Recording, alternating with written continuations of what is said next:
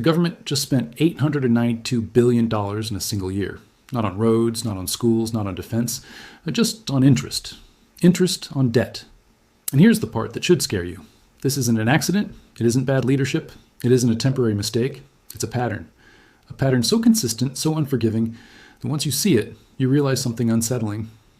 Twitter 8 wasn't the crisis. It was the rehearsal. What I'm about to show you has happened 3 times over the last 300 years.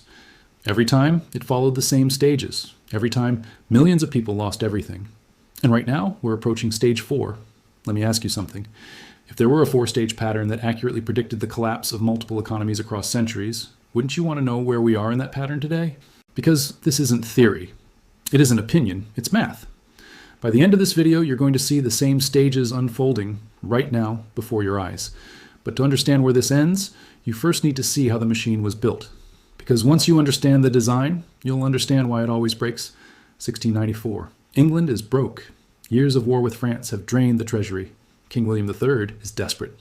Then a Scottish financier named William Patterson walks in with an offer the king can't refuse. He says, "Give me the power to create money as debt, and I'll give you 1.2 million pounds." On July the 27th, 1694, the Bank of England is born. But here was the part history books rarely mention. That money wasn't tea backed by gold or silver. It was created out of nothing, and every pound loaned into existence came with interest attached. Stage 1 is complete. The foundation of a debt-based monetary system is laid. At first, the system works beautifully. Wars are funded, trade expands, empires grow. But there's a fatal flaw, one no one wants to talk about. The debt always grows faster than the economy, because while the principal is created, the interest is not. More money must be borrowed just to pay interest on old debt. This is stage 2, expansion and debasement.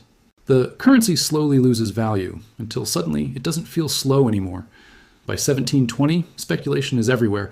The South Sea bubble bursts. That's stage 3. Public trust collapses. Parliament descends into chaos. The system nearly breaks. You might be thinking, that was 300 years ago. What does that have to do with us? Hold that thought, because what happens next in Germany will make your blood run cold. June 28th, 1919. World War I has just ended. Germany is forced to sign the Treaty of Versailles. The bill comes to 132 billion gold marks, roughly $600 billion in today's money. An impossible debt. But Germany tries to pay it anyway by printing money. At the end of 1922, a loaf of bread costs 160 marks. 10 months later, in November 1923, that same loaf costs 200 billion marks. The exchange rate explodes to 4.2 trillion marks for $1 US. Monthly inflation reaches 2,9,500%. Workers are paid twice a day because money loses value by the hour. Wheelbarrows of cash can't buy groceries. Savings, pensions, and bonds become worthless overnight. This is stage 4, the reset. The system collapses. And from the ashes, extremism rises. We all know what follows. Now pay close attention, because this part is happening right now. August 15th, 1971.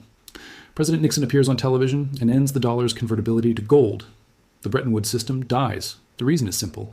The U.S. printed too many dollars to fund the Vietnam War, and foreign governments started demanding their gold back. America was running out. From that moment on, the dollar becomes a pure fiat currency backed by nothing but trust. Stage 2 begins immediately. The 1970s turn into an economic nightmare. Inflation jumps from 1% in the mid-1960s to over 12% by 1974, peaking at 14.5% in 1980. Unemployment surges. The dollar loses a third of its value in less than a decade. Then comes stage 3. Interest rates are pushed to nearly 20% to crush inflation. Businesses collapse. Unemployment soars. The system nearly breaks. But this time, it doesn't fully reset. It temporarily stabilized through brutal policy and by the dollar becoming the world or reserve currency. The debt doesn't disappear. It grows, much larger. That brings us to today. Stage 1, the foundation. The Federal Reserve is created in 1913 and fully unleashed in 1971. The US dollar becomes the world's reserve currency, backed by debt and military power. Stage 2, expansion and debasement. US debt explodes from $370 billion to $35 trillion. Global debt reaches $318 trillion, more than 3 times global GDP. The dollar has lost 97% of its purchasing power since 1913. Stage 3, loss of control. This is where we are now. Inflation surges past 9%. Annual interest payments on U.S. debt exceed $892 billion more than defense spending. The Federal Reserve is trapped. Raise rates and the economy contracts. Lower rates and inflation accelerates. Social unrest rises. Political polarization reaches historic highs. Public trust in institutions collapses. These aren't opinions, they're measurable facts. So what comes next? Stage 4, the reset. I'm not saying the dollar collapses tomorrow, but the mathematics are unavoidable. When debt grows faster than the economy, when interest consumes more of the budget, and when the only solution to a debt crisis is more debt, the system breaks. It always has. History doesn't repeat, but it rhymes with terrifying precision. Will it be hyperinflation, a debt default, a new digital currency system, some combination of all three? I don't know the exact form, but I know the pattern, and the pattern is relentless. Here is the truth no one wants to say out loud. This time is different, has been said every time before, and it was wrong every time. Technology won't save us. Optimism won't save us. Modern monetary theory won't save us. The machine doesn't care about belief. It cares about math. And the math doesn't work. So what do? First, understand the machine. See the pattern. Recognize that what's happening now isn't random. It's systemic. Second, prepare. Don't panic. Focus on real value. Scarce assets, useful skills, tangible things. Third, stop waiting for someone else to fix it. No politician, no central banker, no policy will stop stage 4. The only real question is whether you'll see it coming. 2008 was the warm-up. The real systemic crisis hasn't arrived yet. But if you understand the pattern, you can see it forming. The stages are locking into place, and you won't be caught by surprise. If you want to understand how deep this goes, who built the machine and who it was designed to benefit, I am breaking that down in the next video. Subscribe so you don't miss it. Because once you see the design, everything else starts to make sense. The next phase is coming.